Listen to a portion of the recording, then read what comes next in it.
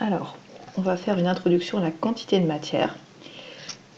Pour appréhender ça, il faut d'abord se rappeler qu'en physique-chimie, quand on a une réaction entre une entité A et une entité B pour donner une entité C, alors c'est quoi une entité? Ça peut être un atome, un ion ou une molécule.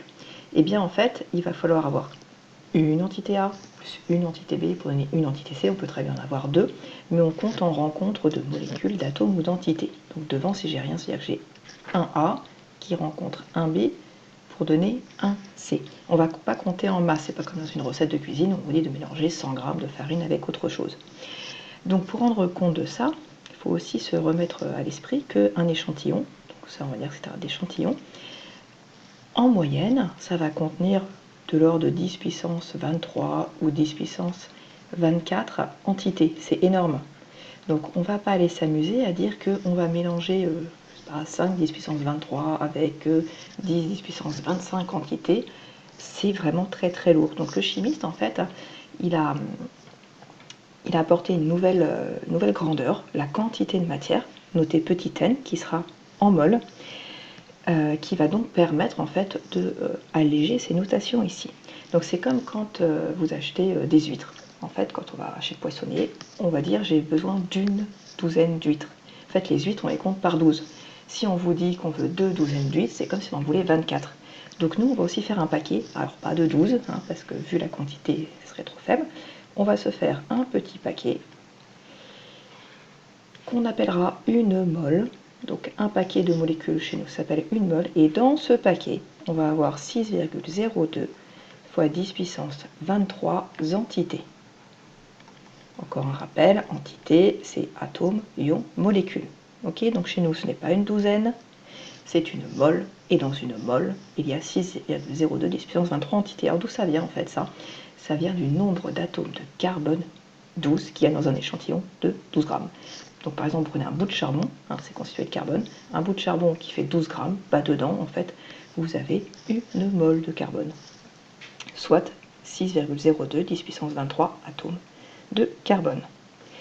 Alors comment est-ce qu'on va faire pour déterminer la quantité de matière à partir de ça? On a une formule qui est que la quantité de matière qu'on note petit n, ça va être égal au nombre d'entités notées grand N sur grand NA. Donc ça, c'est le nombre d'entités. Donc encore une fois, entité, atome, molécule, ion. Ça n'a pas d'unité, c'est comme un nombre de patates, ça n'a pas d'unité.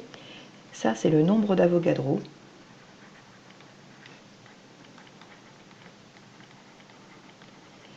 Et c'est le fameux 6,02 10 puissance 23. Alors lui, par contre, sa unité, c'est par mol. Donc ça veut dire que dans une mol, vous avez 6,02 10 puissance 23 entités. Donc c'est en par mol, tu as ça. Et en fait, la quantité de matière, qu'on appelle souvent par abus de langage le nombre de moles, est en mol. Donc pour calculer la quantité de matière petit n, il va nous falloir le nombre d'entités. Le nombre d'Avogadro est une constante qu'il faudra connaître par cœur. Mais comment je fais pour calculer le nombre d'entités?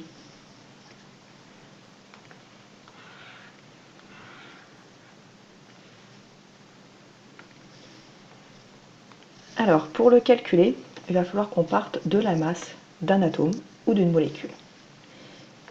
Donc, le calcul de n s'effectue à partir de la masse d'un atome, de l'échantillon considéré, ou la masse d'une molécule, ou la masse d'un ion, bref, de la masse d'une entité considérée. À partir de ça, et de la masse de l'échantillon.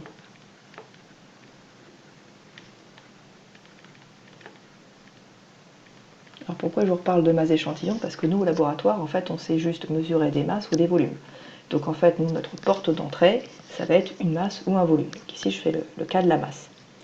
Donc, par exemple, si on a un échantillon de masse 12 grammes de carbone, d'accord? Donc par exemple, la mine d'un crayon. Alors, on va pas faire 12 grammes, mais imaginons qu'on ait du carbone, du charbon. Donc ça, c'est la masse de notre échantillon. il nous faut maintenant la masse d'un atome de carbone. Comment est-ce qu'on fait? Donc la masse d'un atome de carbone, alors on va prendre un carbone 12, le carbone 12 a 6 protons et 12 nucléons, bah, ça est égal au nombre de nucléons fois la masse d'un nucléon. Le nombre de nucléons, c'est ce qui est en haut, donc c'est 12, et la masse d'un nucléon, on vous le fournirait, hein, c'est pas du tout à savoir, ça vaut 1,67 10 moins 27 mais kilogrammes. Okay, donc ici on est en kilogrammes. Si on fait le calcul, on trouve 2,0, deux chiffres significatifs, parce que là il y en a 2, il y en a 3, je prends plus petit, 2,0 fois 10 puissance moins 26 kg. Et une fois que j'ai la masse de mon échantillon contenant mon entité et la masse d'un atome, d'une molécule, d'un ion, d'une entité, le calcul à faire pour avoir le grand N, ça va être de diviser la masse de l'échantillon sur la masse d'une entité.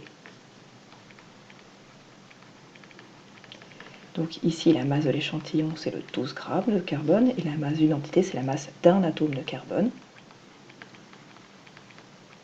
Sauf que là, attention, ça c'était en kilogrammes, et ça c'était en grammes. Donc ici, il ne faut pas oublier de convertir. En mettant 10-3, 1 gramme, c'est 10-3 kg. En faisant le calcul, on retrouve avec les chiffres significatifs 6,0 10 puissance 23 atomes, hein, parce que je parlais en atomes de carbone. Et ça, c'était le nombre d'Avogadro. Donc, en prenant 12 grammes de carbone 12, j'ai 6,02 10 puissance 23 atomes, soit, ça c'est quoi? C'est une mole. Donc on retrouve en fait un petit peu la définition du nombre d'Avogadro, qui est le nombre d'atomes de carbone 12, compris dans un échantillon de 12 grammes de carbone. Alors c'est pas l'unique façon de calculer la quantité de matière, on n'est pas toujours obligé de passer par le nombre d'entités, hein, donc la masse d'échantillon sur la masse d'une entité. Il y a une autre formule très pratique aussi, qu'on prend quand on vous donne ce qu'on appelle la masse molaire. Et donc cette autre formule, c'est que la quantité de matière petit n va être égale à la masse de l'échantillon considéré. Alors c'est pareil, la masse d'une entité, atome, ion, molécule, hein, divisé par la masse molaire. Donc la masse molaire, c'est ce grand M. Masse molaire. Donc la masse molaire, c'est la masse d'une mole. Donc ça s'exprime en grammes par mol, vu que c'est la masse pour une mole. Ici, ça va être la masse de l'échantillon considéré. Donc ce serait l'équivalent de 12 grammes de carbone de tout à l'heure. Donc elle est en grammes. Et ici, c'est la quantité de matière qui est en mol.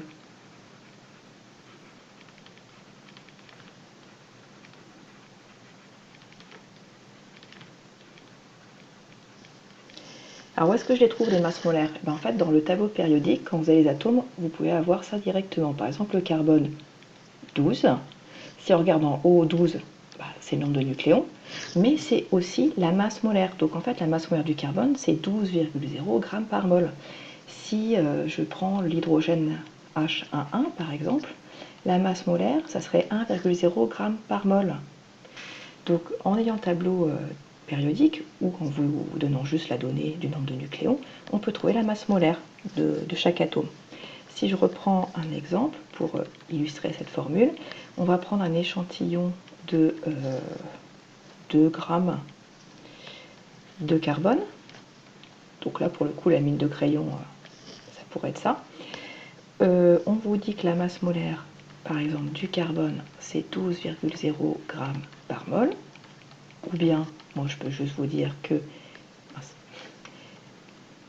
on a ce carbone 12, donc on aurait cette donnée-là, d'accord, ou cette donnée-là.